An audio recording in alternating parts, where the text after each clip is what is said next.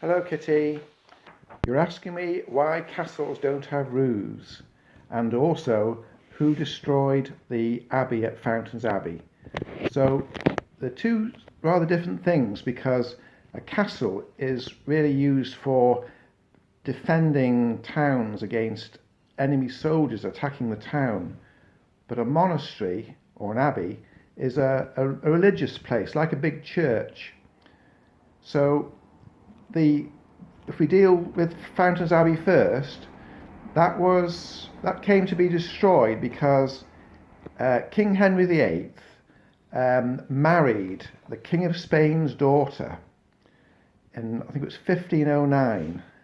But later on, he decided that he didn't want to be married to Catherine of Aragon anymore, and he wanted to marry a lady called Anne Boleyn.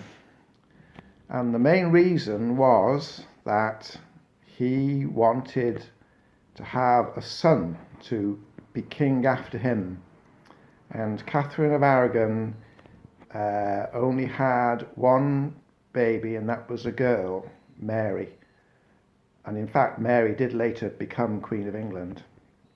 But anyway, he decided he didn't want to be married to Catherine of Aragon anymore, and he wanted a divorce. And at that time, there was only one church in the whole of Europe, and that was what we now call the Catholic Church. And that was run and ruled over by the Pope in Rome, in Italy. And the Pope said that he wasn't going to give Henry a divorce. So Henry said, right then, I'm going to break away the church in England so that it's no longer controlled by the Pope. And that's what he did. And then he was able to get his divorce from Catherine. And he decided that all the monasteries in Britain that belonged to the Catholic Church were going to be shut down and sold off to people who want to take them to pieces and use the stone for building houses and farms and things like that. So that's why Fountains Abbey came to be a ruin. It was closed down and sold off, and people took all the stone away to build other things. Now then, the castles, they were mainly destroyed after and by the way, the abbeys were destroyed in 1534.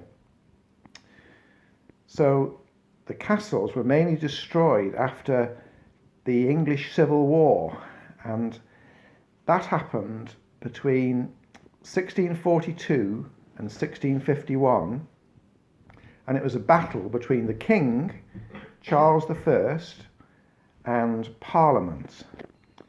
And the King thought that he should rule the country and be able to do anything he wanted. But Parliament said, no, you can't do that. If you want to raise money from people and put taxes on them, then we have to have a say in how that happens. So, eventually, after many years of arguing, the King sent his soldiers into Parliament to try and arrest some of the MPs. But when he got there, the MPs weren't there, they'd run away. And that was the start of the English Civil War. And it went on for many, many years, and eventually the king was defeated. The king's armies fought against the Parliament's armies all across Britain.